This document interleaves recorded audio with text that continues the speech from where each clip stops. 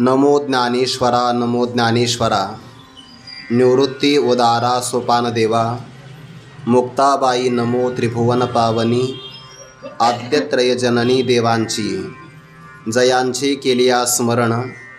होय सकळ विद्यांचे अधिकरण। तेचे वंदो श्री चरण श्री गुरूंचे ते नमस्कारोनी आता। तो गीते माझी षष्ठीचा प्रसंग असे आयनीचा। जैसा क्षीरार नवी अमृताचा निवाड जाहला। कैवल्य साम्राज्य चक्रवर्ती विश्वमौली ज्ञानोबाराय सकल ब्रह्मनिष्ठ गुरुजनांच्या परमकृपेने श्री भगवती ज्ञानेश्वरीच्या 6व्या अध्यायाचा विचार आपण करत आहोत। या अध्यायाच्या प्रारंभाला ज्ञानोबाराय धृतराष्ट्राच्या संवादापासून प्रारंभ करतात। संजयजी धृतराष्ट्राला असं म्हणतात की भगवंताचं भक्तराज अर्जुनावर असणारं अत्यधिक प्रेम, त्या प्रेमभरामध्ये ब्रह्मरसाचं भोजन संवादाच्या निमित्ताने भगवान परमात्म्याने अर्जुनाकरता तयार केलं। योगायोग असा पाहुणे म्हणून त्या प्रसंगाला आम्हीही प्राप्त झालो। याचा अर्थ हे भोजन आपल्याकरता तयार केलेलं नव्हतं। निमित्त भक्तराज अर्जुन होते, पण प्रसंग फार दैवयोगाचा आल्यामुळे अकस्मात ध्यानी मनी नसतानाही ते आपल्याला मिळालं। तैसे अर्जुनाची निव्याजे गीता प्रकाशून श्री राजे। संसारा एवढे थोर ओझे फेडिले जगाचे। प्रिय व्यक्तीसाठी भोजन तयार करावं आणि अकस्मात बाकीच्याही लोकांना तो लाभ व्हावा, तसं आम्हाला आणि तुम्हाला झालं। काय आपलं दैवाचं महत्त्व सांगता येणार नाही। एखाद्या तहान लागलेल्या पुरुषाने पाण्याकरिता पाण्याच्या जवळ जावं आणि चव करून पाहावं। अकस्मात त्याला ज्याप्रमाणे अमृताचा लाभ व्हावा, तसा आपल्यालाही हा प्रसंग मिळाला आहे। किंवा रस्त्याने जाताना एखाद्या व्यक्तीला ठेच लागली, तो अडखळान खाली पडला। ज्या दगडाची त्याला ठेच लागली तो पाहू लागला, ते रत्न निघालं। तैसे आम्हा तुम्हा जाहले जे आडमुठी तत्व फावले। असा फार मोठा दैवाचा गौरव जेव्हा संजय आणि धृतराष्ट्राच्या समोर प्रतिपादन केला। संजयाची भावना अशी आहे की जो गौरव आपल्याला वाटला आहे तो धृतराष्ट्रालाही वाटायला पाहिजे होता, पण बिचारा असा आहे की धृतराष्ट्राला त्याचं काहीच वाटलं नाही। त्याने एका वाक्यामध्ये सांगितलं, तव धृतराष्ट्रे म्हणितले हे न पुसो तोते। मी तुला ब्रह्मरसही विचारत नाही, किंबहुना तुमचं आणि माझं भाग्य काय आहे या बाबतीतली सुद्धा विचारणा करत नाही। माझ्या मनातला फक्त एकच प्रश्न आहे, मामकहा पांडवाष्टैव किम कुर्वत संजय। माझे आणि पंडूचे पुत्र काय करते झाले। खरं तर धृतराष्ट्राला ही सुद्धा अपेक्षा नाही आहे। आता युद्धाकरिता जर गेले तर युद्धच करतील की नाही, पण धृतराष्ट्राला हे चांगलं माहिती होतं की ज्या ठिकाणी हे युद्धाकरता गेलेले आहेत त्या भूमीचं महत्त्व एवढं आहे की न जाणो दोघाच्या अंतकरणावर या भूमीचा प्रभाव होऊ शकतो। जर धर्मराजाच्या अंतकरणामध्ये धर्मक्षेत्रावर गेल्यानंतर बदल झाला तर धर्मराज असं म्हणतील की मला युद्ध नको दुर्योधना, सगळं राज्यच तुला घेऊन टाक, पण मला युद्ध करायचं नाही। असा जर बदल झाला धर्मराजाच्या मनात तर फार चांगला आहे, पण जसा बदल धर्मराजाच्या अंतकरणात होईल तसाच जर माझ्या मुलाच्याही मनात झाला तर मग मात्र अवघड आहे।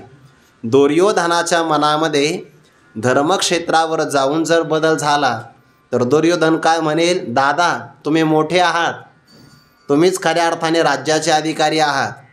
उलट कपटाने मी राज्य संपादन केलं। जो माझ्या मनातला भाव होता की सुईच्या टोकार मावेल एवढी सुद्धा जमीन मी युद्धाशिवाय देणार नाही, आता तो माझा विचार बदललेला आहे।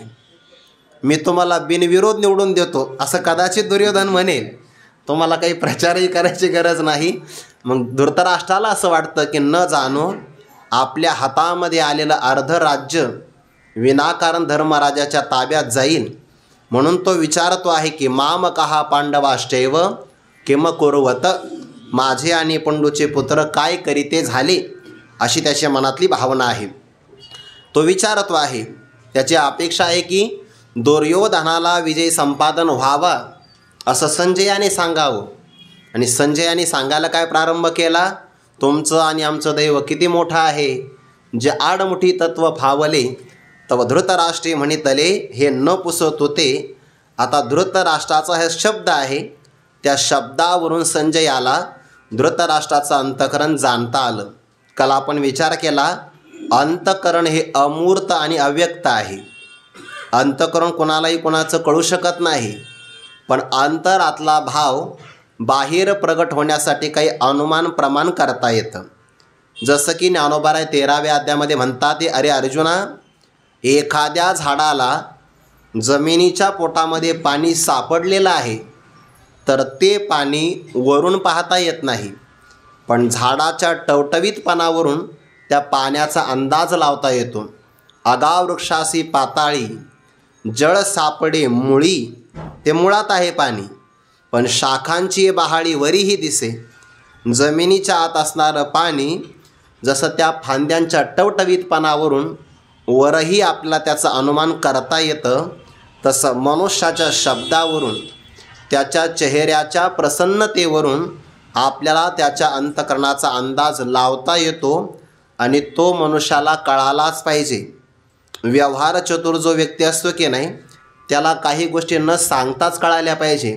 त्यातली ही एक गोष्ट आहे, समोरच्या व्यक्तीचा अंतःकरणाचा अनुमान त्याला लावता आलं पाहिजे.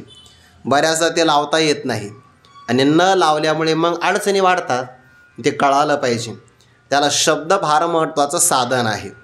म्हणून एखाद्या व्यक्तीने स्वतःला किती झाकण्याचा जरी प्रयत्न केला तरी शहाण्या पुरुषाला त्याचं अंतःकरण जाणता येतं, पण त्याच्या शब्दावरून कळतं. त्या आपले शब्द काय आहे यावरून कळतं. ते असं म्हटलं आहे की आपलं मुख एक प्रकारचं हे कुलूप आहे, दुकानाचं कुलूप आहे, आणि ते कुलूप उघडल्यानंतर कळतं की आतमध्ये कोळशाचं दुकान आहे का सोनाराचं दुकान आहे.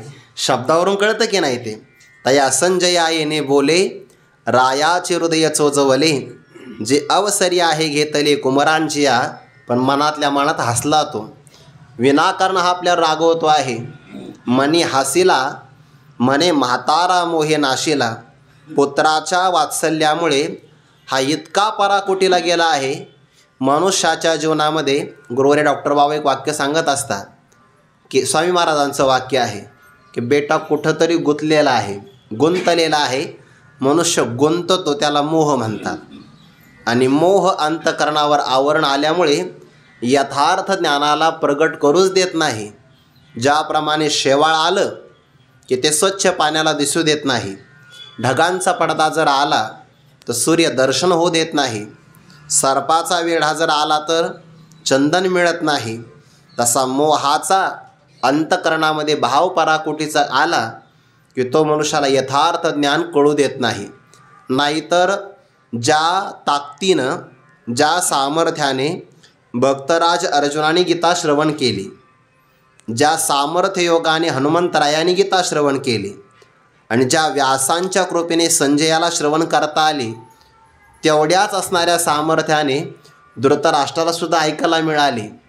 फक्त जोपर्यंत मोह आहे तोपर्यंत ते ज्ञान फलीभूत झालं नाही.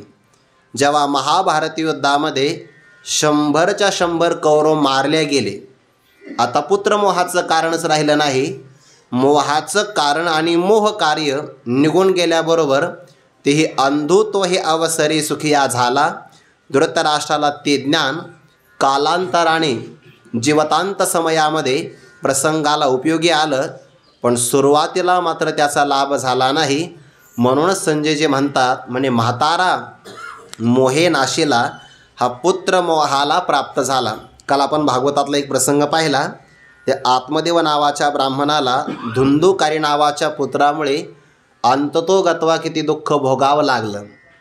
म्हणजे मोह मनुष्याला ज्ञान होऊ देत नाही. आणि त्याच भागवतामध्ये 11व्या स्कंदामध्ये काल एकनाथी भागवताचं पारायण होतं ना डॉक्टर बाबांकडे, तिथे मोह एका क्षणामध्ये देवाने कसा सोडला. स्वतः भगवंताने विचार केला, मी निजधामाला जर गेलो तर माझ्या सामर्थ्याने यादव अत्यंत बलवान झाले आहे. हे नाटोपती इंद्रादी देवा, हे नावरती दैत्य दानवा, राक्षसांना सुद्धा हे आवरले जात नाही. इंद्रादिक देवांच्या सामर्थ्यामध्ये येत नाही.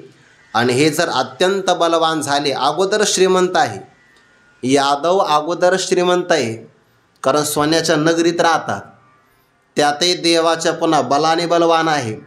आणि जे माणसं ताकदीने संपन्न असतात, श्रीमंत असतात, सत्ताधीत असतात, ते जास्त लवकर उन्मत्त होतात. आणि हे जर उन्मत्त झाले, यातला एक जरी निकष असेल तर माणसं कोणाचं ऐकत नाही. बघा व्यवहारामध्ये तुम्ही बघा, ज्याच्याकडे सत्ता आहे वेगळ्याच गुरमीत राहतो तो, हारल्यानंतर मग त्याला कळतं लटिका व्यवहार सर्व संसार, पडल्यानंतर तोपर्यंत नाही. सत्ताधीश माणसं वेगळ्याच हवेत राहतात, श्रीमंत माणसं कोणाला जुमानत नाही.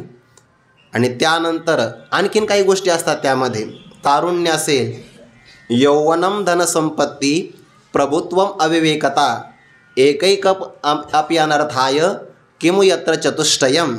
तारुण्य, धनसंपत्ती, सत्ता आणि अविचारपणा या 4 गोष्टी एक जरी आली तरी अनर्थाला कारण आहे. आणि 4 एकत्र आल्या तर साधन चतुष्टय संपत्ती एकत्र आली यांची, तर मग काय विचाराचं काम आहे. देवाने विचार केला, निजधाम गमन आपण नंतर करू, पहिले या सगळ्यांचा नाश करू. आणि म्हणून देवाने द्वारकेमध्ये असणारे सगळे संत, साधू, भक्त द्वारकेच्या बाहेर पाठवून दिले. फक्त एकच व्यक्ती, एकच संत वारंवार याचे, नारदजी, बाकी कोणीच नाही. कारण देवाला माहिती होतं, भक्त साधू संत ज्यापासी तिथे अनर्थाचा प्रभाव होत नाही, उलट ज्यापासूनही संत दुरी गेले तेथं अनर्थाचे केले चाले. हे यादव निधना लागे वहिले, देवाने संकल्प केला. संत ज्यापासून दूर जातात सगळ्या प्रकारचे अनर्थ तिथं येतात. बरं, म्हणून व्यक्तीने संतांना कधी सोडू नये. संतांच्या सानिध्यात राहिलं कोणताच अनर्थ होत नाही. काल परवाच आम्ही माऊलींचा छेबिना होता, त्या दिवशी आळंदीमध्ये माऊलींच्या मंदिरात बसलो होतो आणि आपण कार्तिकीच्या वारीचा अनुभव घेतला. बाहेर बऱ्याच प्रमाणामध्ये आपल्याला वायू प्रदूषण दिसतं, पण माऊलींच्या मंदिराचं जे वलय आहे ना, त्या वलयामध्ये आल्यानंतर कळतं इथं कोणतंच वायू प्रदूषण नाही आहे. जगामध्ये सर्वोच्च शक्ती कुठं असेल तर ती ज्ञानोबाऱ्यांच्या मंदिरात आहे. आता आपण राहतो कलियुगामध्ये आणि मंदिरामध्ये गेलं तर मंदिरात सत्ययुग आहे. म्हणजे हे वलय कधी सोडू नये मनुष्याने, कायमच. संतापासून आपण दूर जाऊ नये किंवा संत आपल्यापासून दूर जाऊ नये. हे देवाला माहिती होतं की संत जोपर्यंत द्वारकेत आहे तोपर्यंत आपल्याला या यादवांचा नाश किंवा काही संकट करता येणार नाही. सगळे द्वारकेच्या बाहेर पाठवून दिले आणि मग ते ऋषीमुनी साधना करू लागले. भगवान श्रीकृष्ण परमात्म्याने ज्या पुत्राच्या प्राप्तीसाठी भगवान शंकराची आराधना केली होती, जामवंतीपासून प्राप्त झालेला मुलगा होता तो, ज्याकरिता भगवंतांनी दररोज 100 कमळ अर्पण करण्याचा संकल्प केला. सरते शेवटी 1 कमळ कमी पडलं. देवाने आपल्या डोळ्याला नेत्रकमल म्हणतात ना, ते अर्पण केलं. भगवान शंकर प्रसन्न झाले. कशाकरिता आराधना केली? म्हणे पुत्र पाहिजे. पुत्र दिला भगवान शंकरांनी, नाव ठेवलं सांब. जामवंतीपासून तयार झालेला हा मुलगा भगवान शंकराच्या वरदानातून मिळालेला, ज्याकरता भगवान श्रीकृष्णाने आराधना केलेली, आणि तोच मुलगा अनर्थाला कारण ठरला. सुंदर होता तो.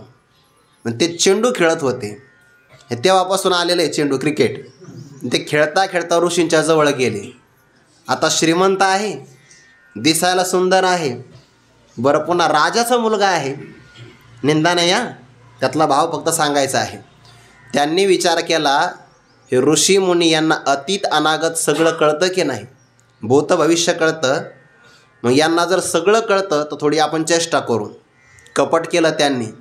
त्या सांबाला स्त्री वेश दिला, एका सुंदर स्त्रीचा वेश गेला. नुसतं स्त्री नाही, गर्भवती स्त्रीचा. मग तिने त्या नयनामध्ये काजळ काय घातलं, सख्यांच्या खांद्यावर हात ठेवून काय चालली, चालताना ती आपल्या उदराला हलू देत नव्हती. याला म्हणतात अभिनय. म्हणजे गर्भवतीचं नुसतं अभिनय नाही करायचा. ज्याप्रमाणे गर्भवती स्त्री चालताना आपल्या उदराला धक्का लागू देत नाही, तितक्याच नाजूकपणाने ती चालली. चालता चालता 2-3 ठिकाणी बसली विनाकारण. बसला असं म्हणावं लागेल.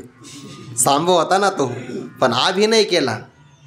2-3 सख्यांना पुढं पाठवलं आणि ऋषींना सांगितलं की समोर बसणारी जी काही स्त्री आहे तिच्या उदरात गर्भ आहे आणि जर आपल्याला भविष्य कळतं तर सांगा बरं, मुलगा होईल का मुलगी होईल. ऋषींना राग आला, आमच्यासोबत कापट्य करता. त्याने अरे प्रसवेल हे जे बाळ, आता हिच्या उदरातून जे बाळ येणार आहे ते बाळही नाही बालिकाही नाही, मुसलम कुलनाशनम, कुळाचा नाश करणारं मुसळ त्यातून बाहेर पडेल. आणि त्यांनी त्या चिंध्या वगैरे सोडून पाहिल्या. त्या उदरात अगोदर काहीच नव्हतं. त्या ऋषीच्या शापामुळे तिथं मुसळ प्रगट झालं. ते घाबरले. मग चेहरा त्यांचा म्लान झाला. त्या मुसळ त्यांनी सभेत आणलं. सभेत सगळे होते, फक्त श्रीकृष्ण परमात्मा नव्हता. त्यांनी मग ते सगळ्या त्या मुसळाचं चूर्ण केलं. त्याचा एक लोखंडाचा भाग, त्याचं काही चूर्णच होईना, समुद्रात तसंच टाकून दिला. ज्याचं चूर्ण केलं त्यापासून ते लव्हाळं तयार झाले, एरिका. नंतर मग तेच त्यांनी उपटले, एकमेकाला मारले, मरून गेले. आता जो मुसळाचा भाग लोहाचा तो माशाने गिळला. तो मासा एका जरा व्याधाने पकडला. मासा कापला आणि त्याच्यातून ते लोखंड निघालं. त्यापासून त्याने बाण तयार केला. आणि भगवान श्रीकृष्ण परमात्मा एका पिंपळाच्या झाडाखाली बसले. सगळ्या यादवाचं निधन होऊन चाललं आहे. त्यांच्या पायाचं नख चमकलं आणि त्या व्याधाला असं वाटलं हा मृगाचा डोळाचा आहे. त्याने वेध घेतला आणि पायाला बाण लागला. भगवंताला एवढंच निमित्त पाहिजे होतं. तेवढं निमित्त करून परमात्मा निजधामाला गेले. भगवंताच्या डोळ्यात उद्धवासाठी, गोपिकांसाठी अश्रू आले. आपल्या कुळातल्या व्यक्तींचा नाश डोळ्या देखत होत असताना देवाच्या डोळ्यात थेंबसुद्धा आला नाही. देवाला मोह नाही. आणि इथे मात्र धृतराष्ट्राला मोह आहे, 100च आहे. आणि भगवंताला तर 16,108 धर्मपत्नी, प्रत्येकीचा असणारा विस्तार मोठा. एवढं म्हणून तर नामदेवरायांनी वर्णन केलं, यादवांचा पोर एक गोप्या भला, ते बहुतची खेळ खेळला रे, लहान थोर अवघी मारिली. खेळ चिमुडून गेला पण काही परिणाम देवावर झाला नाही. देवाला मोह नाही, धृतराष्ट्राला मात्र मोह आहे. भागवतामध्ये दोन्ही प्रमाण आले. एकाला मोह असल्यामुळे दुःख आणि भगवंताला मोहाचा अभाव असल्यामुळे काही नाही. धृतराष्ट्राचा विचार संजयजी सांगतात, म्हणे म्हातारा मोहे नाशेला एरवी. या प्रसंगाला देवाचं आणि भक्त राजा अर्जुनाचं जे संवादाचं बोलणं आहे इतकं भरास आलेलं आहे. वा वा, असा प्रसंग जीवनात कोणाच्याही वाट्याला येऊ शकत नाही. माझ्या वाट्याला आला. एरवी बोल तरी भला झाला अवसरी. या प्रसंगाला हा संवाद पराकोटीच्या भराला आलेला आहे. आणि संवाद चांगला जर मिळाला ना ऐकण्यासाठी, ते ज्याला चांगलं ऐकण्याची सवय लागली ना, तो एखादा व्यक्ती श्रोता कौतुकाने एखाद्या वक्त्याचं ऐकायला जातो. आणि जर त्या वक्त्याने व्यवस्थित निरूपण नाही केलं ना, चांगला श्रोता शाप देऊन येतो. विनाकारण मी 2 तास वाया घालवले. म्हणून वक्त्याचं आद्य कर्तव्य आहे, त्याला लोकांनी प्रतिसाद देवो किंवा न देवो, त्याने आपली प्रवचनातली ओवी, कीर्तनाचा अभंग निरूपण व्यवस्थित करावं. कारण काही ना काहीतरी श्रोते अपेक्षेनं आलेले असतात. म्हणून संजयाला हे मिळालं आहे. तो मनातल्या मनात विचार करतो आहे, परी आपण चित्ती आपोला निकिया परी संतोषोला. जे तो संवाद फावला श्रीकृष्णार्जुनांचा. आपल्याला श्रीकृष्ण परमात्मा आणि भक्तराज अर्जुनाचा हा संवाद फार दुर्मिळ आहे. कसा दुर्मिळ आहे? कारण या संवादासाठी कलियुगामध्ये हा संवाद नाही घडला. त्रेता आणि सत्ययुगामध्ये सुद्धा हा संवाद नाही घडला. हा संवाद घडला आहे द्वापार युगाच्या अंती. म्हणजे देवाला सुद्धा जर आपलं ज्ञान एखाद्याला सांगायचं असेल तर भगवानसुद्धा योग्य शिष्याची वाट पाहतात. देवाला आपल्या जीवनामध्ये 2 शिष्य मिळाले, एक तारुण्यामध्ये आणि एक उतारवयामध्ये. उतारवय आपण म्हणायचं, नाहीतर देवाचं 125 वर्ष वय असतानासुद्धा भगवान कायम 16 वर्षाच्या तरुणाप्रमाणे दिसायचे. पण फक्त आपण म्हणायचं की हे अंतिम जीवनामध्ये उद्धवजी मिळाले. 2 शिष्यांकरता 2 ग्रंथ, भक्तराज अर्जुनासाठी श्री भगवद्गीता आणि भक्तराज उद्धवासाठी श्रीमद भागवत महापुराण. देवाला 2च मिळाले. गुरुवर्य डॉक्टर बाबा ते धोंडा महाराजांचं उदाहरण सांगत असतात। धोंडा महाराज चातुर्मासामध्ये प्रवचनाला म्हणायचे, बघा ना म्हणे, देवाला जीवनामध्ये गीता सांगण्यासाठी फक्त एकच श्रोता मिळाला म्हणे, भक्तराज अर्जुन एकच मिळाला म्हणे, देवापेक्षा मी मोठा आहे म्हणे। ज्ञानेश्वरी ऐकण्याकरता 3-3 मजले भरतात म्हणे, आपले श्रोते जास्त आहे, फक्त अडचण एक आहे, एकही अर्जुनासारखा नाही असं ते म्हणायचे। देवाला हे अर्जुन एकच, आपल्याला भरपूर मिळाले, 2-3च शिष्य आहे। संवाद दुर्लभ आहे देवाला, म्हणून 2 संवादातून 2 ग्रंथ निर्माण झाले आणि तो संवाद आपल्याला मिळाला। हे पारमार्थिक श्रीमंती आहे बरं। या पारमार्थिक श्रीमंतीचा लाभ झाला आणि ज्या व्यक्तीला त्याचं महत्त्व कळतं तो पारमार्थिक श्रीमंत आहे। म्हणून श्रीमंती मोजण्याची काही मापक आहे। हल्ली आपण श्रीमंती कशामध्ये मोजतो? कागदामध्ये। कागदाचं आहे, दुसरं काय आहे ते? सरकारचा जर आदेश आला तर आत्ता ह्या नोटा कागदामध्ये परिवर्तित होऊ शकतात, जशा की मागे झाल्या, कागदच आहे की नाही? पण आपण श्रीमंती कागदामध्ये मोजतो। खरं तर ते कागदसुद्धा आपल्या डोक्यात आहे। समजा आपल्याकडं पैसे आहे, बँकेत ठेवले, आपल्याकडं आहे का ते? नाही, फक्त पासबुकवर आकडा आहे एवढा सामान, आणि तो आकडा आपल्या डोक्यात आहे, म्हणजे याला क्रमांक म्हणतात। बस क्रमांकावर चाललं आहे सगळं आपलं। म्हणजे श्रीमंती आपण कशावर मोजतो आहे? याच्यावर, म्हणजे कागदानावर मोजतो आहे। काही श्रीमंती पदावर मोजली जाते, सन्मानावर मोजली जाते, आदरावर मोजली जाते, ही झाली व्यावहारिक संपत्ती। पारमार्थिक संपत्ती आपली कोणती आहे? विवेक, वैराग्य, समाधी षटक, मुमुक्षुत्व, ग्रंथ संपदा, ही संपत्ती आहे। साधना करणारे गुरुबंधू आपले मित्र, ही आपली संपत्ती आहे। श्रोत्रिय ब्रह्मनिष्ठ कृपाळू सद्गुरू, ही आपली श्रीमंती आहे आणि ती कधीतरी आपल्याला मोजता आली पाहिजे। बऱ्याचदा आपण परमार्थामध्ये पण आलेला असतो, पण व्यावहारिक लोकांची श्रीमंती पाहिली की आपल्याला असं वाटतं आपण बरेच मागं आहोत। कधी कधी मनुष्याला स्वतःच्या जीवनाविषयी खंत वाटते, खेदही वाटतो आणि बऱ्याचदा व्यवहारातली संपत्ती पाहिल्यानंतर पारमार्थिक माणसं स्वतःच्या जीवनाविषयी नाराज राहतात, ही शोकांतिक आहे। उलट आध्यात्मिक पारमार्थिक व्यक्तीने कायम प्रसन्न राहिलं पाहिजे, कायम सुखामध्ये सुद्धा आणि दुःखात तर जास्त राहिलं पाहिजे, कारण दुःख त्याला अंतर्मुख करणार आहे। म्हणून संजयजी म्हणतात, जाऊ द्या, धृतराष्ट्राने आपल्याला प्रतिसाद नाही दिला, पण आपण स्वतःच्या चित्तामध्ये, काल आपण एक वाक्य बोललो होतो, आपल्या जीवनाच्या स्वतःविषयी काही स्वकीय धारणा असाव्या आणि त्या धारणा इतक्या बलवान असाव्या की कोणती जरी परिस्थिती आली तरी आपल्याला आपल्या जीवनाविषयी कधी खंत किंवा खेद वाटू नये। नाहीतर एखादा व्यक्ती म्हणतो, का हो, बऱ्याचदा घडतं असं, तुम्ही तर 8-8 वर्ष आळंदीत राहिले, अजून तर तुम्हाला कीर्तनही नाही जमत आणि प्रवचनही येत नाही, काय करता तुम्ही? बरं, आता नाही म्हणत कोणी, पूर्वी म्हणायचे लोक, अजून किती दिवस पाठ ऐकायचे, असं म्हणतात ना लोक, पण त्यांना हा आनंद कुठे माहिती? असं कधी वाटू नये आपल्याला। वाटतं ते, संजयाला नाही वाटत। आपण चित्ती आपला निकियापरी संतोषाला, काय कारण? ज्ञानोबारा म्हणतात, जे नाम कारण तो संवाद फावला। जो संवाद भगवान शंकरालाही ऐकायला प्रत्यक्ष नाही भेटला, मग त्याने हनुमंताच्या रूपामध्ये ऐकला। ध्वजस्तंभावरी वानरू तो मूर्तिमंत शंकरू। जेव्हा परमात्मा गीता सांगत होते तेव्हा कुरुक्षेत्राच्या अंतरिक्षामध्ये सगळे देव, काल, गती स्तब्ध होऊन हा संवाद श्रवण करत होते आणि तो श्रीकृष्ण परमात्म्याचा भक्तराज अर्जुनाचा संवाद अनायासे आपल्याला प्राप्त झाला।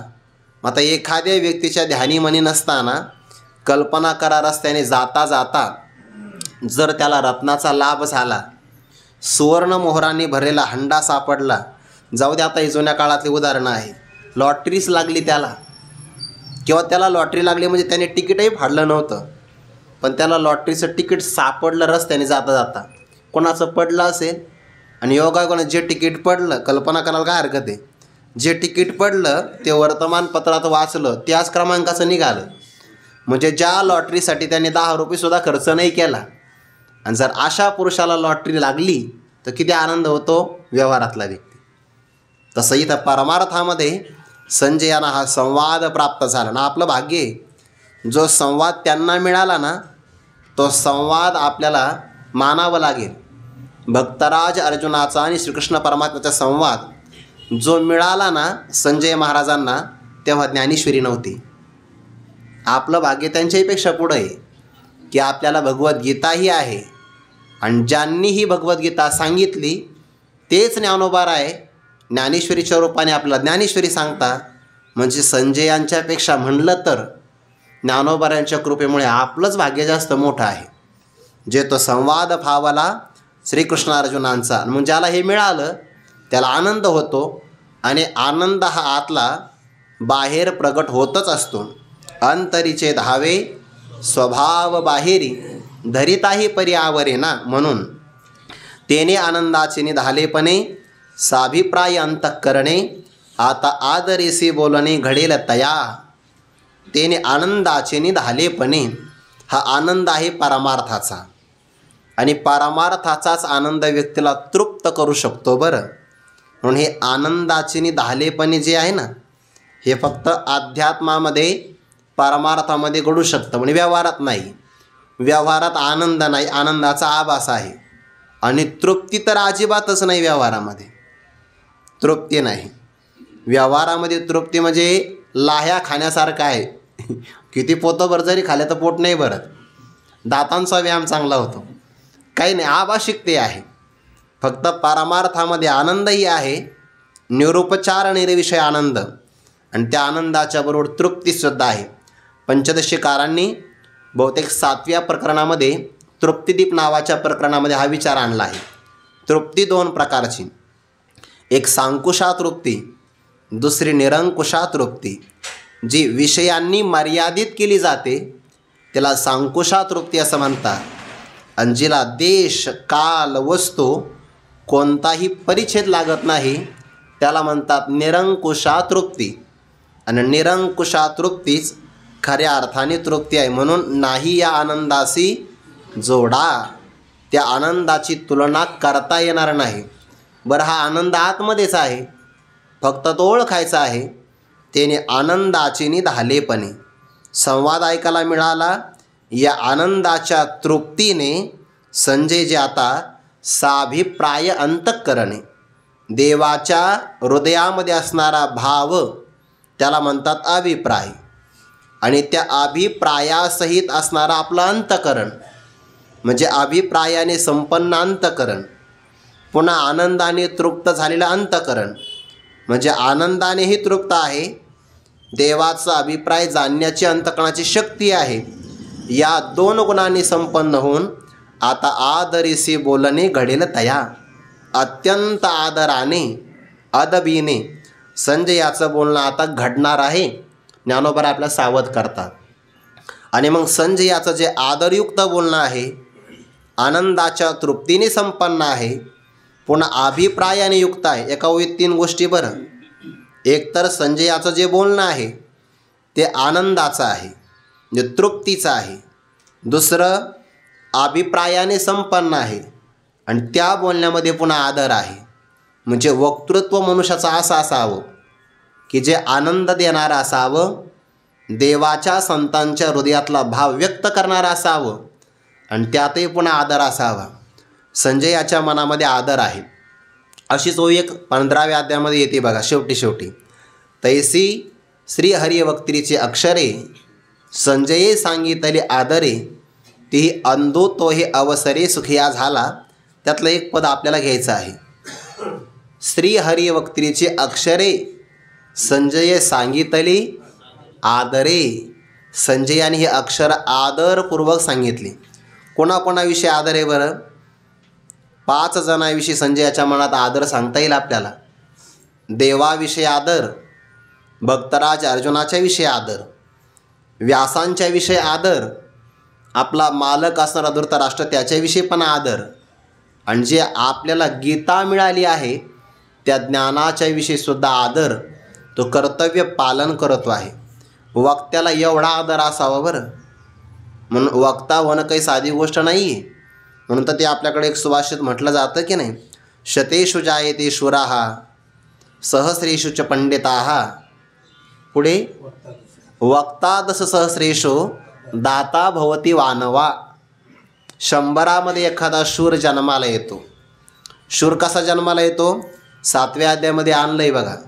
जैसा भरले या त्रिभुवना आत एक एक चांगू अर्जुना निवडून की जे सेना लक्षवरी की तयाई पाठी जेवळी लोह मांसा ते घाटी तेवढे विजयश्रियाच्या पाठी एकची बैसे शतेशो जायते शूराहा. हजारो लोकांमध्ये एखादा पंडित विद्वान तयार होतो. वक्ता 10,000 10,000 एखादा वक्ता तयार होतो. आणि दाता होईल का न होईल सांगता येत नाही, इतका दुर्लभ आहे. दाता होईल का न होईल सांगता येणार नाही. मला वक्ता घ्यायचा आहे.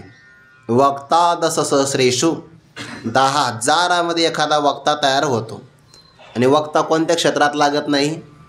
वक्ता राजकीय क्षेत्रात पण लागतो, वक्ता शाळेतही लागतो, आणि वक्ता कीर्तन प्रवचनातही लागतो. आणि तो वक्ता फार महत्त्वाचा आहे. ज्याला शब्दाच्या गरुडावर तत्व बसवून श्रोत्याच्या अंतकरणाच्या सिंहासनावर विराजमान करता येतं, तो खऱ्या अर्थाने वक्ता आहे. म्हणून ते वक्त्याकडे आदर असावा. देवाविषयी, संताविषयी, आपण ज्यांना सांगतो आहे त्या श्रोत्यांच्याविषयी. ज्ञानोबाऱ्यांचा किती पराकोटीचा आदर आहे. तुम्ही संत माझी या काढा. समोर बसणारे संत श्रोते हे संत आहेत. किंबहुना प्रभू तुम्ही महेशाची या मूर्ती आणि मी दुबळा अर्चित असे भक्ती. जर वक्त्याच्या ठिकाणी हा भाव आला ना की माझ्यासमोर ज्ञानोबाराय आहे, भगवान श्रीकृष्ण परमात्मा आहे, तर तो वक्ता त्या समाजाची पिळवणूक करणार नाही. कारण त्याच्या मनातला हा भाव आहे, मी ज्यांची सेवा करण्यासाठी वाणीच्या माध्यमातून सेवा करण्यासाठी आलो आहे, त्यांना वाणीच्या माध्यमातून चांगलं सांगणं यापेक्षा मला दुसरं काही नको. म्हणून तो समाजाला फसविणार नाही. किती पराकोटीचा भाव आहे. फक्त कल्पना करा की आपल्यासमोर भगवान शंकर बसलेले आहेत आणि आपल्याला त्यांना चिंतन सांगायचं आहे. प्रभू तुम्ही महेशाची या मूर्ती आणि मी दुबळा अर्चित असे भक्ती. म्हणून माझे बोल जरी गंगावती, गंगावती म्हणजे निरगुडीची पानं, कारण ती बेलाप्रमाणे दिसतात, तरी स्वीकाराल की, तरी आपण स्वीकार. हा आदर आहे. आदर म्हणजे चिंतनाविषयी पण आदर, श्रोत्यांच्या विषयी पण आदर. आणि त्या आदराने संजय जे बोलतात ते ज्ञानोबाला म्हणतात तो गीते माझी. भगवद्गीतेमध्ये षष्ठी म्हणजे 6व्या अध्यायातील. आता योग असा आहे, षष्ठी शब्द वापरला, षष्ठी शब्द आहे, पण षष्ठी शब्दाची नेमकी सप्तमी आहे. विभक्तीमध्ये प्रथमा, द्वितीया, तृतीया, चतुर्थी, पंचमी, षष्ठी, सप्तमी आहे ना. म्हणजे षष्ठीचा म्हणजे काय? 6व्या अध्यायातील प्रसंग असे आयनीचा. गीतेमध्ये असणार, गीते माझी इथं पण सप्तमीचा आहे. गीतेमध्ये असणाऱ्या 6व्या अध्यायातील प्रसंग असल्यामुळे प्रसंग कुठला आहे? 6व्या अध्यायातला. आणि 6वा अध्याय कुठला आहे? गीतेतला. म्हणून दोन्हीची सप्तमीचा आहे. गीते माझी म्हणजे गीतेमध्ये, षष्ठीचा म्हणजे 6व्या अध्यायातील, गीते माझी षष्ठीचा प्रसंग असे. चांगला गोड प्रसंग आहे, पण तो प्रसंग आयनीचा. आयनीचा म्हणजे बुद्धिचातुर्याचा किंवा तत्वनिर्णयाचा तो प्रसंग आहे. आणि तो बुद्धिचातुर्याने जाणावा लागेल.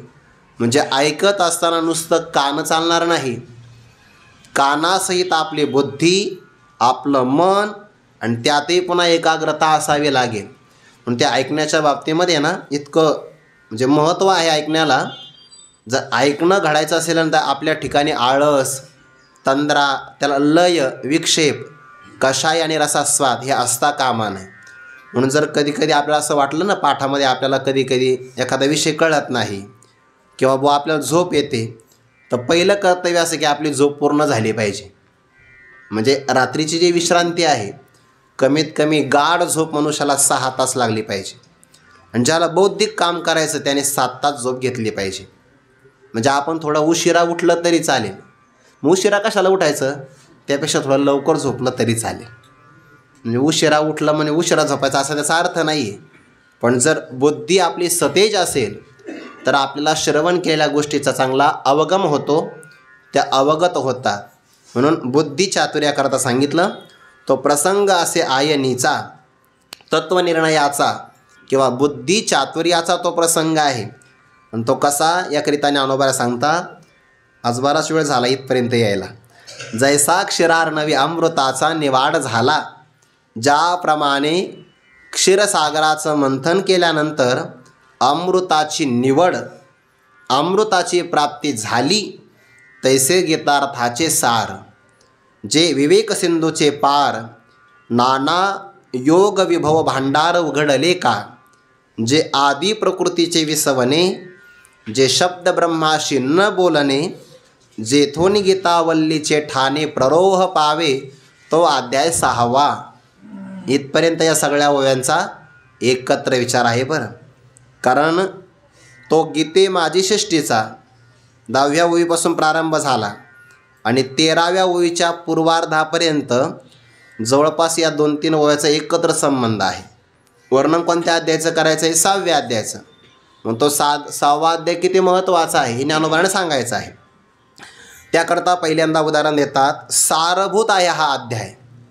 6वा अध्याय हा मी काल आहे ना आपली संस्थेची जी ज्ञानेश्वरी आहे ना, मामासाहेब आपले गुरुनाम मामासाहेब दांडेकरांनी संपादन केलेली, तर त्या सार्थ ज्ञानेश्वरीच्या अगोदर प्रस्तावना आलेली आहे.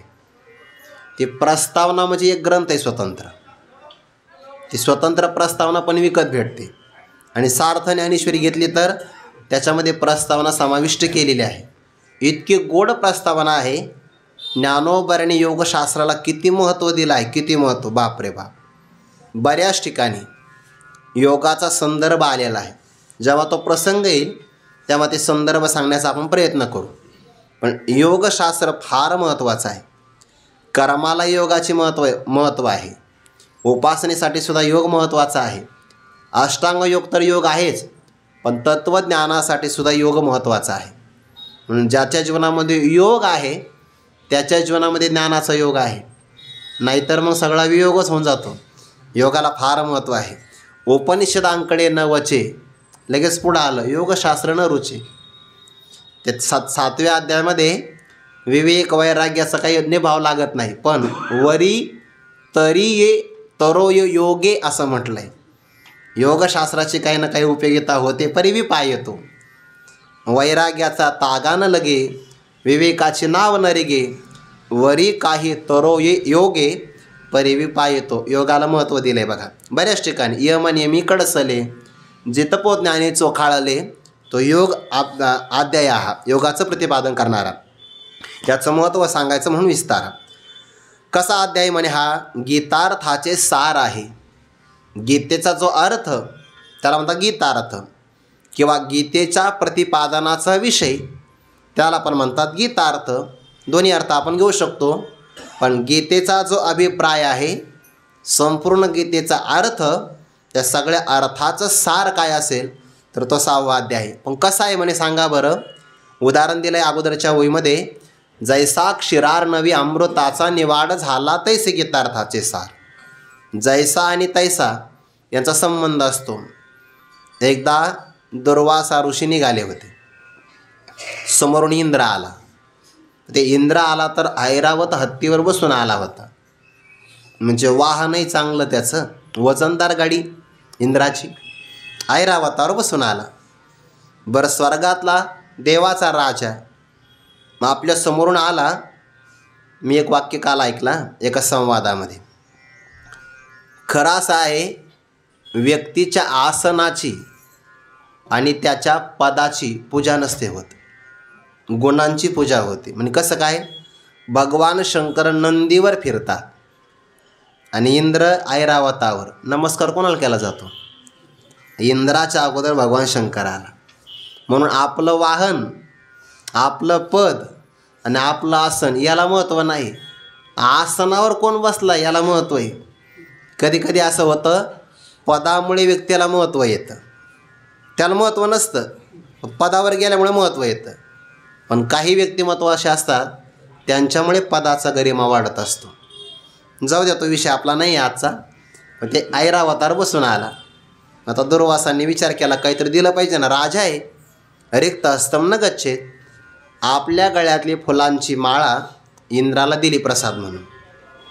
आपण जर उत्तर भारतामध्ये गेलो ना, भंडारा असतो, भंडारा. संन्यासी महापुरुष सगळेच असतात. आणि मग ते भंडारा करत असताना जो यजमान आहे तो महामंडलेश्वरांच्या गळ्यामध्ये पुष्पमाळा अर्पण करतो. ते संन्यासी महात्मे लगेच माळा काढतात आणि जो यजमान आहे त्याच्या गळ्यातच घालतात. आपल्याकडे हार लवकर काढले जातात. म्हणजे अगदी टाकला, एखादा फोटो काढला, झालं, लगेच काढले जातात हार. तिकडं तसं नाही. 3 पंक्ती वस्तू यजमानाच्या गळ्यातच हार. ते हार काढतच नाही. त्याचं ते भूषण आहे, प्रसाद आहे. मग आता इंद्राने थोडा वेळ तरी ठेवावं की नाही हार. आता इंद्र उन्मत्त झाला, त्याने तो हार काढला आणि ऐरावताच्या सोंडीत दिला. ऐरावताने विचार केला, आपल्या मालकालाच किंमत नाही हाराची, आपण कशाला ठेवायची. त्या ऐरावताने तो हार पायाखाली तुडवला. म्हणजे दुर्वासाने पाहिलं लांबून. प्रसाद म्हणून दिला आणि अवमान केला. संपत्तीमुळे अवमान करतो का? जा, तुझी सगळी संपत्ती समुद्रात पडेल. आणि पडली संपत्ती. झाला इंद्र ऐश्वर्यहीन. मग आता समुद्राची संपत्ती काढायची आहे. समुद्रातून काढणं काही शक्य नाही. मग तेवढ्या काळामध्ये सत्ताधारी आणि विरोधी एकत्र आले. म्हणजे कोण? इंद्र, देव आणि बाकीचे असणारे दैत्य, दानव, सुरा, असुरा केवढे मती ते झाले. आणि मग तेवढ्या काळात ते एकत्र आले. ते म्हणे आवा समुद्राचं मंथन करू. मग जगातल्या अनेक औषधी आणल्या. मंथन म्हणजे आपल्या खाऱ्या समुद्राचं नाही केलं बरं, क्षीरसमुद्राचं केलं.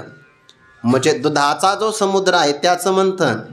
खाऱ्या पाण्याचं केलं तर नुसता फेस येईल, बाकी काही येणार नाही. म्हणजे पाण्यातूनही येईल आणि जे मंथन का त्यांच्या तोंडाला येईल, बाकी काय होणार आहे. म्हणून क्षीरसागराचं मंथन केलं त्यांनी. आणि त्या मंथनातून 14 रत्न बाहेर पडले. त्यातून जशी अमृताची प्राप्ती झाली सारभूत रूपाने, तसं गीतेचा हा 6वा अध्याय महत्त्वाचा आहे. तैसे गीतार्थाचे सार, जे विवेक सिंधूचे पार. विवेक शब्दामध्ये विचार असतो. विचारामध्ये 2 पदार्थांचं मिश्रण वेगवेगळं करण्याचं सामर्थ्य असतं. त्यामध्ये सुद्धा एक सार आहे आणि एक असार आहे. विचारिता निरसले, ते प्रपंच सहजे सांडवले. मग तत्वता तत्व उरले ज्ञानी अंशी. याही अध्यामध्ये विवेक येणार आहे. आत्मा काय आहे, अनात्मा काय आहे, असा आत्मा अनात्मरूपी जो समुद्र आहे, या समुद्राचा पलीकडचा काठ म्हणजेच हा 6वा अध्याय आहे. जे विवेक सिंधूचे पार, पार म्हणजे पलीकडचा काठ, नाना अथवा, याला उत्प्रेक्षा अलंकार म्हणतात. बरं, या अध्यायाचं महत्त्व सांगत असताना उपमा बदलत बदलत जाणं, त्याला उत्प्रेक्षा अलंकार म्हणतात. पहिली उपमा दिली आहे, क्षीरार नवी अमृताचा निवाड झाला तैसे गीतार्थाचे सार. दुसरा आहे विवेक सिंधूचा पलीकडचा काठ आहे.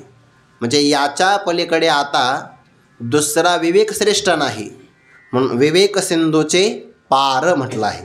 नाना म्हणजे अथवा.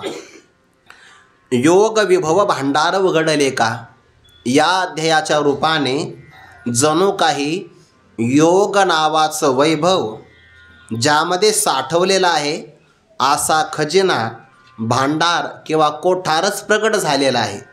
म्हणजे आतापर्यंत योगाचं ऐश्वर जे झाकलेलं होतं, गुप्त रूपामध्ये होतं, जे कोणाला माहिती नव्हतं. मग योगाचं ऐश्वर कोणतं आहे? योग साधनेचं असणारं स्थळ, त्या योग साधनेची अनुष्ठान पद्धती, त्या अनुष्ठान पद्धतीतून योगी पुरुषाची कुंडलिनी शक्ती जागृत होते. आणि जागृत झाल्यानंतर त्याला वर सहस्रार चक्रा, ते अमृताचं तळ, अमृत प्राशन करायला वैभव आहे. त्यातून त्याला नूतन देहाची प्राप्ती होते. हे योगाचं वैभव आहे. कुंडलिनी शक्ती जागृत झाली आहे. यानंतर जर कदाचित तो असणारा योगी आयुष्य भावनो मावळण्याच्या अगोदरच देहपात झाला तर त्याला आगामी योगभ्रष्ट म्हणून चांगल्या कुळामध्ये जन्म मिळतो. म्हणून हा योगी देवाचाही देव असं म्हटलं आहे. आणि या रूपाने योगाचं संपूर्ण वैभव, ऐश्वर्य भांडार या अध्यायामध्ये प्रगट झालेला आहे. नाना योग विभव भांडार उघडले का. जे आदी प्रकृतीचे विसवणे, आदी प्रकृती जगताला कारण असणारी आदी माया, जिलाच या ठिकाणी ते कुंडलिनी जगदंबा असं म्हटलं या अध्यायामध्ये. तर ते या ओळीचे दोन अर्थ करता येतील. पहिला अर्थ असा होईल, आपण तत्वाच्या अनुषंगाने अर्थ पाहू, आणि दुसरा अर्थ अध्यायाच्या संबंधाने पाहता येईल. जे आदी प्रकृतीचे विसवणे, पहिला अर्थ करत असताना असा अर्थ करता येईल, या अध्यायामध्ये सांगितलेलं आहे ब्रह्मतत्व, आणि त्या ब्रह्मतत्वाचा विचार केला तर त्या ब्रह्मतत्वाची सत्ता आणि स्फूर्ती घेऊन जगताला कारण असणारी आदी प्रकृती संपूर्ण जगताला निर्माण करते. 9व्या अध्यायामध्ये ओवी आहे, हे चराचर आघवे जिये प्रकृती आत साठवे, ते शिनली जेथ विसवे ते परमगती मी. संपूर्ण चराचरात्मक जगत ज्या प्रकृतीमध्ये साठवलं जातं आणि ती प्रकृती जिथं विश्रांतीला येते ते परमगती मी आहे, म्हणजे ब्रह्मतत्व आहे. आणि ते ब्रह्मतत्व या अध्यायामध्ये येतं. म्हणून जे आदी प्रकृतीचे विसवणे ते ब्रह्मतत्व याच अध्यायामध्ये आलं, हा पहिला अर्थ. दुसरं, जे शब्द ब्रह्माशी न बोलणे, शब्द ब्रह्म म्हणजे वेद, वेदामध्ये भ्रम, प्रमाद, कर्णापाटव आणि विप्रलिप्सा हे मानवी बुद्धीमध्ये असणारे दोष वेदात नाही, म्हणून वेदाला अपौरुषेय शब्दराशी असं म्हणतात. पण तो वेदसुद्धा ज्या परमात्म्याचं प्रकाशन करण्याकरता जेव्हा जातो ना, तेव्हा परमात्म तत्वावर आलेलं कार्यात्मक जगताचं आवरण बाजूला सारतो एका नीती या पदाने. त्याच तत्वावर अज्ञानाचं एक आवरण आहे ते बाजूला सारतो दुसऱ्या नीतिपदाने. कार्य आणि कारणाची व्यावृत्ती झाली की आता स्वयंप्रकाश चैतन्य अवशिष्ट राहिलं, त्या बाबतीमध्ये वेद काहीच बोलत नाही.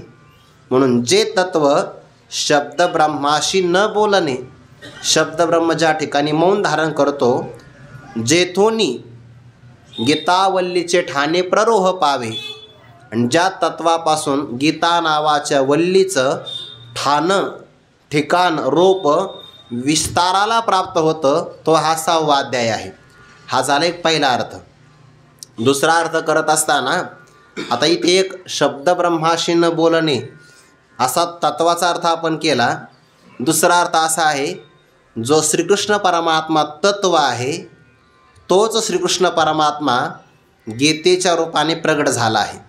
भागवताच्या बाबतीमध्ये असं म्हटलं जातं की भगवान परमात्मा निजधामाला जात असताना स्वकीयम यद भवेत तेज तच्च भागवते दधात, जे आपलं स्वतःचं तेज आहे ते सगळं देवाने भागवत ग्रंथामध्ये ठेवलं. म्हणून श्रीमद भागवत म्हणजेच भगवान श्रीकृष्ण परमात्मा आहे. याच अनुषंगाने विचार केला तर ज्ञानोबाला म्हणतात, मनोनी मज काही समर्थनी आता विषय नाही, गीता जाना हे वाङ्मयी श्रीमूर्ती प्रभूची. श्रीमद भगवद्गीता ही साक्षात भगवंताची वाङ्मयी मूर्ती आहे. म्हणजे भगवद्गीता आणि श्रीकृष्ण परमात्मा वेगळे नाहीतच. आणि ते वेगळे नाही असा विचार केला तर 6व्या अध्यायामध्ये आदी प्रकृतीने विश्रांती करणं म्हणणं काय, आणि परब्रह्म श्रीकृष्णाच्या ठिकाणी प्रकृतीने विश्रांती करणं, दोन्हीचा अर्थ एकच होईल. दुसरा अर्थ, ज्या शब्दब्रह्माला परब्रह्माच्या संबंधाने काहीच बोलता येत नाही, आता तेच शब्दब्रह्म या गीतेच्या 6व्या अध्यायामध्ये जशी उकल झाली आहे तशी उकल मलाही करता नाही आली. म्हणजे शब्दब्रह्माने मौन धारण केलं, जे शब्दब्रह्माशी न बोलणे, आणि जेथोनी म्हणजे ज्या श्रीकृष्ण परमात्म्यापासून गीता नावाची वेली भराला आली, त्याच असणाऱ्या गीता नावाची वेली 6व्या अध्यायातून सुद्धा विशेष रूपाने विस्ताराला प्राप्त झाली. जमिनीमध्ये एखादं बीज असतं, त्या बीजाला अंकुर प्राप्त होतो, अंकुरातून 2-3 पानं येतात, आणि कालांतराने त्या वेलीला जर आधार मिळाला तर ते मांडवाला ज्याप्रमाणे विस्ताराला जाते, तसं आतापर्यंत असणारे मागचे अध्याय म्हणजे गीता नावाची वल्ली आहे, जेने निगमवल्ली प्रगट केली, आणि ती खऱ्या अर्थाने वल्ली या 6व्या अध्यायापासून अतिशय विस्ताराला प्राप्त झाली, जेथून गीता वल्लीचे ठाणे प्ररोह पावे. असा कोण आहे बरं? हे सगळं वर्णन 6व्या अध्यायाचं बरं. 6व्या अध्यायांचा गौरव आहे हा. तो अध्याय 6व्या क्रमांकाचा हा अध्याय आहे. ज्ञानोबा म्हणतात त्यातल्या त्यात म्हणजे वरी साहित्याची या बरवा.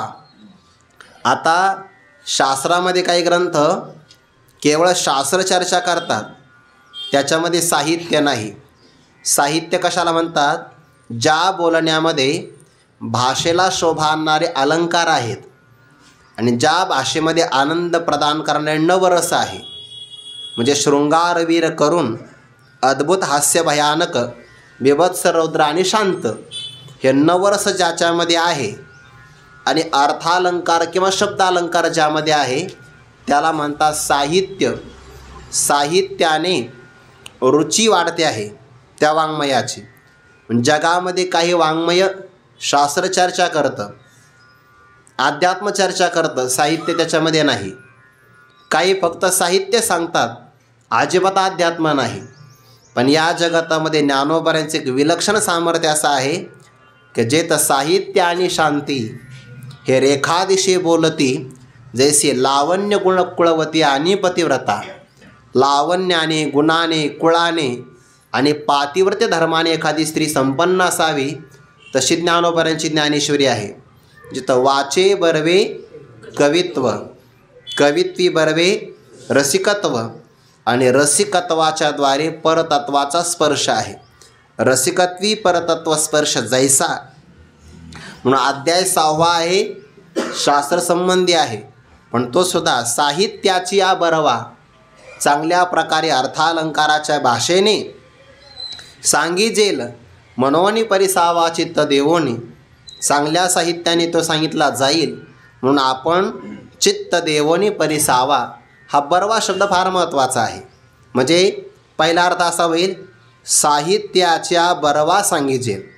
साहित्याचा आधार घेऊन बरवा सांगिजेल, चांगल्या पद्धतीनं सांगितला जाईल, हा पहिला अर्थ. दुसरा, वरी बरवा साहित्याची या सांगिजेल, चांगल्या साहित्याने सांगितला जाईल. बघा बरं, चांगलं साहित्य किंवा साहित्याने चांगलं सांगणं दोन अर्थ लागले. आणि तिसरा अर्थ असा होईल साहित्याच्या बरवा सांगिजेल म्हणून चित्त देवोनी बरवा परिसावा. म्हणून आपण आता पुन्हा 4 अर्थ लागतील. बरवा चित्त देवोनी, पुन्हा बरवा परिसावा, असे बरव्या शब्दाचे 4 अर्थ लागतील. आता मी 4 अर्थ सांगितले बरं आज. तो अध्याय 6वा वरी साहित्याच्या बरवा सांगिजेल म्हणून परिसावा चित्त देवोनी. आता ज्ञानोबाऱ्याच म्हणतात की चित्त देवोनी ते ऐका परिसावा, तर तो आज नाही, तो उद्या ऐका. उद्या मराठी भाषेचा स्वाभिमान आहे. पुंडलिक वरदारी विठ्ठल श्री ज्ञानदेव तुकाराम मौली ज्ञानेश्वर महाराज की जय. जगद्गुरु तुकाराम महाराज की जय. सद्गुरु जोग महाराज की जय.